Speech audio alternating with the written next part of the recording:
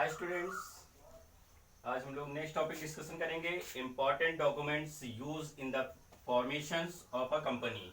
ठीक है, देखते कौन कौन से इंपॉर्टेंट डॉक्यूमेंट्स हैं। देखिए, पहला दिया जा रहा है memorandum of association. Member of association का मतलब मेरे पास दिया जा रहा है memorandum of association.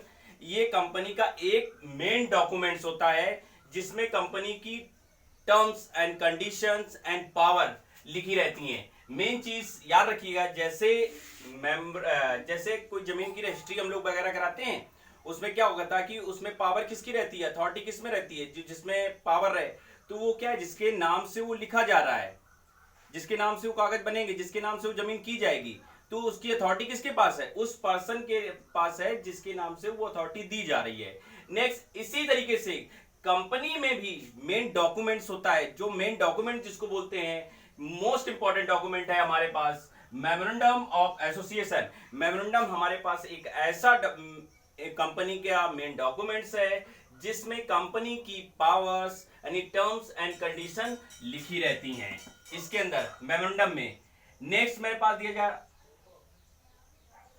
Article of association. Article of association mean समझ रहे हैं कि आर्टिकल ऑफ एसोसिएशन में हमारे पास इसमें भी वही मेन, इसमें भी पावर्स होंगी, लेकिन इसमें पावर्स हमारे पास क्या होंगी, मैनेजर्स वर्कर की हमारे पास। ठीक है, तो यहाँ पे टर्म्स एंड कंडीशन जो दी जा रही हैं आर्टिकल ऑफ एसोसिएशन में, आर्टिकल ऑफ एसोसिएशन में हमारे पास जो टर्म्स एंड कंडीशन दी जा रही, हमारे मैनेजर्स हमारे वर्कर्स में जो जिस तरीके से वर्क करेंगे उसमें ये टर्म्स एंड कंडीशन दी जाती हैं आर्टिकल ऑफ एसोसिएशन में। ठीक है, नेक्स्ट टॉपिक हमारे पास डिस्कशन किया जा रहा है, क्या दिया जा रहा है, प्रोस्पेक्टस। प्रोस्पेक्टस का नाम तो सुना ही होगा आप लोगों ने, प्रोस्पेक्टस का नाम सुना होगा। जैसे कोई भी स्कूल में एडमिशन लेने जाते हैं तो एडमिशन लेने सबसे पहले एक प्रोस्पेक्टस दिया जाता है, लेकिन यहाँ प्रोस्पेक्टस में क्या होता है कि प्रोस्पेक्टस में टर्म्स एंड कंडीशन तो नहीं होती हैं, लेकिन उसमें उस कंपनी के विषय में पूरी चीज बताई जाती है।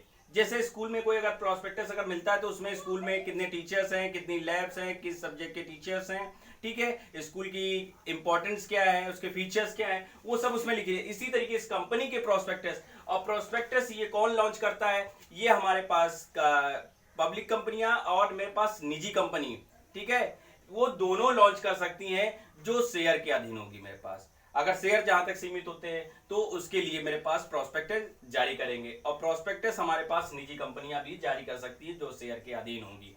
ठीक है, जो शेयर के अधीन होंगी वो मेरे पास प्रोस्पेक्टस जारी करेंगी। ठीक है, तो ये कंडीशन हमारे पास दी जा रही है। फिर से एक बार मैं रिपीट कर रहा हूं, मेमोरेंडम ऑफ एसोसिएशन का काम होता है, मेमोरेंडम ऑफ एसोसिएशन हमारे पास कंपनी का मेन डॉक्यूमेंट्स होता है जिसके अंदर कंपनी की powers, authority and rules and terms and condition लिखे रहते हैं। और आर्टिकल्स ऑफ एसोसिएशन में इसमें मैनेजर यानी प्रबंध से संबंधित यानी प्रबंधक या कर्मचारियों के लिए टर्म्स एंड कंडीशन है लिखी है कि कैसे क्या वर्क कराना है।